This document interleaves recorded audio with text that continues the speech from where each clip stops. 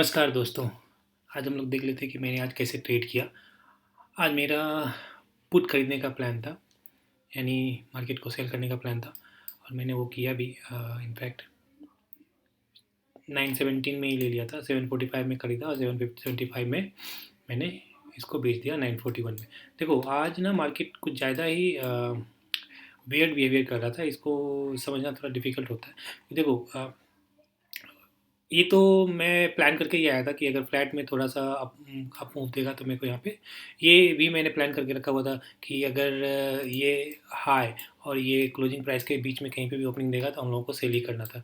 ठीक है, तो वैसा ही मैंने प्लान को ही एग्जीक्यूट किया और मेरे को यहाँ पे थोड़ा सा जैसे ऊपर मिला मैंने यहाँ पे सेल कर दिया। ठीक है, अभी यहाँ से देखो, यहाँ से ये 60,320 से लेके और यहाँ तक आ गया था, फिर भी मेरे को ना मेरे पोजीशन में प्रॉफिट ही नहीं दिख रहा था। यहाँ से 300 से लेके 150 तक, यानी 150 point bank Nifty spot move कर चुका था और पुट के प्राइस में कोई कोई भी इंक्रीज ही नहीं हुआ था। अभी मैं वहाँ वो भी आपको दिखा देता हूँ कि क्या हुआ था।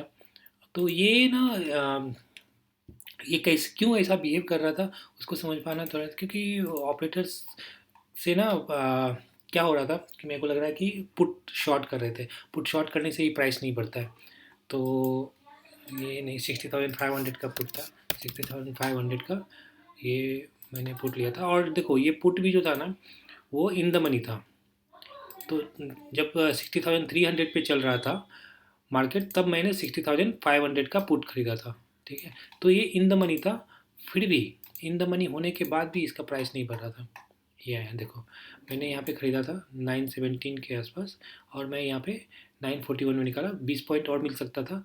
लेकिन ये इस तरह से बिहेव कर रहा था, मेरे को लगा कि भाई, क्योंकि देखो अभी देखो यहाँ पे मैंने ख़रीदा ना 745 में। ठीक है, और यहाँ पर 933 में, 933 में मार्केट यहाँ पे है।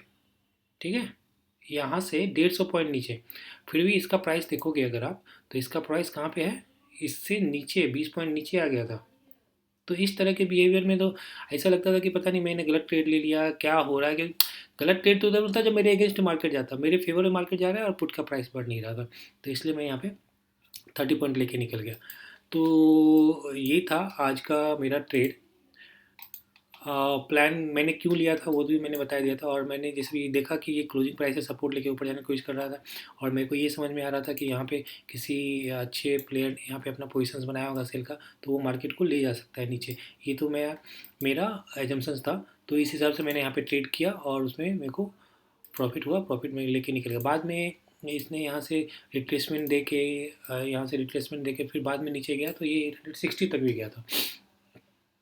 इसका प्राइस देखूँ तो मैं यहाँ पे 825 और बाद में जाके 860 तक भी गया था यहाँ पे। अगर देखोगे 840, 850 और ऐसा कुछ 840-50 तक गया था। तो लेकिन पुट के प्राइस सही से बढ़ नहीं रहे थे। ठीक है, तो इस तरह से मैंने आज ट्रेड किया।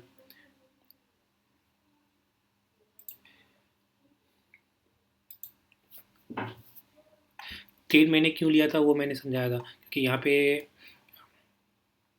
कि जब यहाँ पे जितने भी सेलर्स थे उनको, सेलर्स को यहाँ से निकालने के बाद, सारे इंडिसेज में ऑलमोस्ट सेलर्स को निकालने के बाद यहाँ पे जब सेलिंग आई थी, तो इसका मतलब यहाँ पे किसी ने अच्छे प्लेयर ने सेल किया होगा। और एक रीज़न ये भी हो सकता है कि ऊपर में स्टॉप लॉस है, नहीं तो हो सकता है स्टॉप लॉस क्रिएट करने के लिए भी नीचे आ सकता है।